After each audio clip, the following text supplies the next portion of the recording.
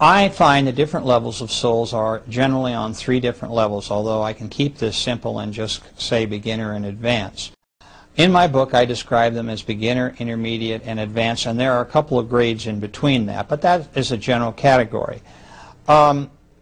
I think that the thing that differentiates the beginner from the intermediate is essentially by the time you reach intermediate level, you're beginning your teacher training. You're given more responsibility. You've had a lot of lives that have been very difficult, and you've been very successful in your life in handling them. One of the primary things that our guides and teachers look at is how we have treated others in our life. What have we done for others as opposed to ourselves?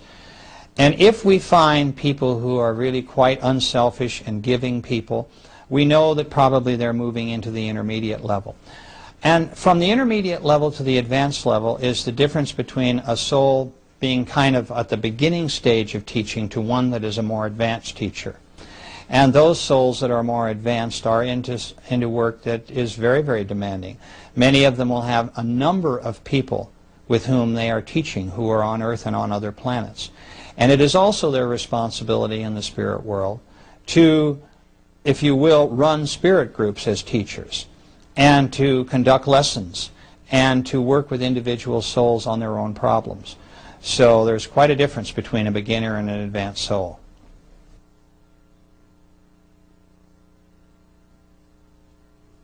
Soulmates can be confusing to people. Of course, in the spirit world, I find, and I think I've explained this, that in a soul group we have many soulmates.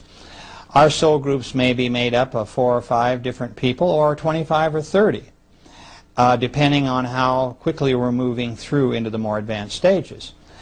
It could be argued that if your husband or wife is your soulmate, but it could also be argued that your best friend in high school is your soulmate, or your business partner, or whatever.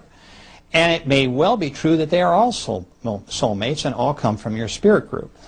For me, the most intense soulmate relationship is that being with whom we like to reincarnate in terms of a spouse, someone with whom we've been mated in many, many lives, and we often have changed genders. We've been in the male in one life and then a female in another.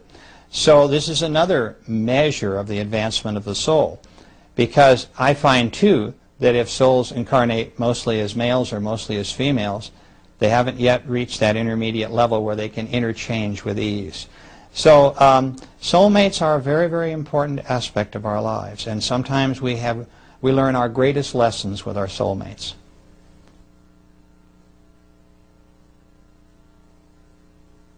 Well, orientation is that aspect of going into the spirit world where you review your last life. You review what it is that you did right and what you did wrong. Transition is when you move into the spirit world to your place where you live with your other souls who are your group. And there may be other groups that you can see around you. And finally, the last area is when you move forward. That is the time of rebirth and embarkation, if you will. When the time that you have spent between lives now is completed and you're ready to tackle the next life and the next body and go forward with the next lesson that will give you basically purpose in your life.